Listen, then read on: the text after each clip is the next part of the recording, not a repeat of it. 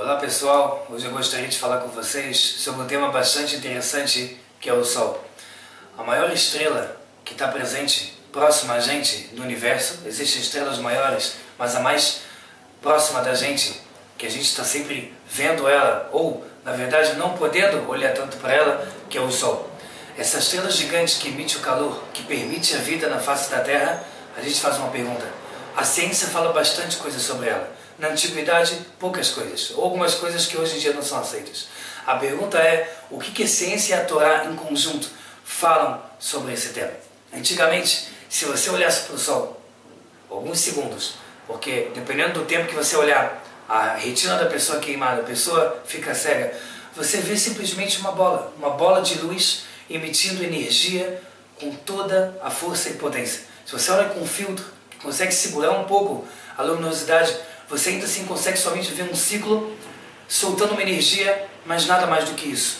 Uma bola de luz. A ciência vem falando ao longo do tempo que esse é o Sol. O Sol é a maior estrela do universo que está presente, que está perto da gente. Essa é a maior. E o nosso planeta sobrevive porque a distância é perfeita. Um pouco mais longe, a gente estaria totalmente congelado. Um pouco mais perto, totalmente queimado. A distância é exata para que possa existir vida na face da Terra.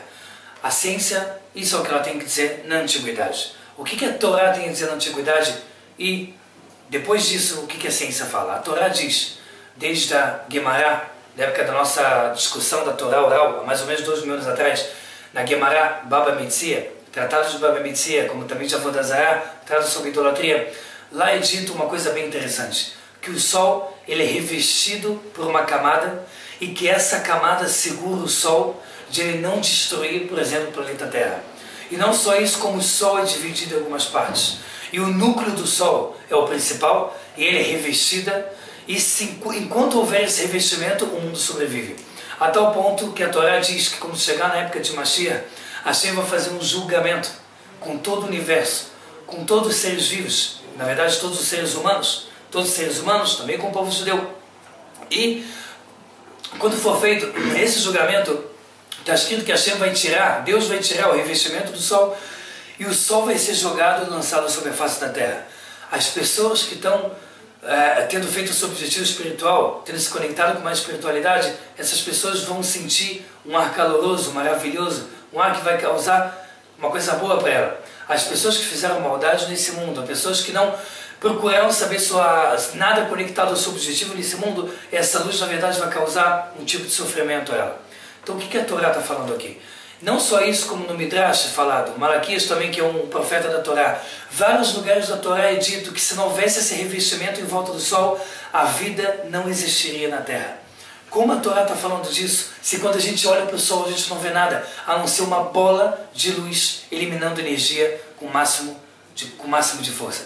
Então vem, na década de 1960, vem o Dr. Vidal, que é um professor astrônomo muito importante da universidade principal, do estado do principal representando toda a Austrália. Ele vem e diz o seguinte: o Sol, ele na verdade é dividido em 3 partes, e que hoje isso é concebido e aceito por toda a ciência. Existe o núcleo do Sol, onde existem explosões gigantescas, como se fosse de milhões de bombas nucleares explodindo a todo vapor. Existe a fotosfera, que é a parte do meio do Sol, que são camadas que começam a suportar essa bomba de calor e começam a esfriar lentamente ela. E existe a coroa, que é esse revestimento em volta do Sol, que ela segura a última explosão solar, da qual existe uma conta bem interessante que a gente vai falar agora, que ele diz: no núcleo do Sol, a temperatura pode chegar até 15 milhões de graus Celsius. Quando essa explosão vai sendo esfriada, quando ela passa para a terceira parte do Sol, que é a coroa, que é o revestimento, quando ela sai a 15 mil graus Celsius. Daqui a gente vê uma diferença exorbitante, 15 milhões para 15 mil. Quando ela chega em Mercúrio, que é o planeta mais próximo da nossa galáxia, do Sol, ela é queimada, o Mercúrio é queimado constantemente a uma temperatura que chega até 467 graus Celsius, queimado constantemente, ele é torrada 24 horas por dia. Quando ela chega no nosso planeta Terra, ela chega exatamente no nosso calor que a gente precisa. A gente começa a ver uma coisa impressionante. A ciência hoje em dia fala de um revestimento que a Torá fala há milhares de anos atrás. E não só isso, como ela divide exatamente como a Torá fala, o núcleo do Sol, da qual a ciência fala 15 milhões de graus Celsius, e devido ao revestimento, a gente consegue ter uma vida, exatamente como a Torá fala. E é interessante a gente pensar cada vez mais que quando a ciência, que isso na verdade é uma dica e um conselho muito importante para todos os deuses que estudam a Torá e começam a olhar e procurar tantas coisas belas nesse tesouro, que é o seguinte, que a gente vê que mesmo que a ciência ainda não encontrou alguma coisa que a Torá diga, que a gente tem que ter paciência, que a ciência vagarosamente vai encontrar. É como a gente vê há 2.000 anos atrás. Se alguém falasse que o Sol tem um revestimento, todo mundo riria. Hoje, 2.000 anos depois, o mundo vai lá e diz a mesma coisa.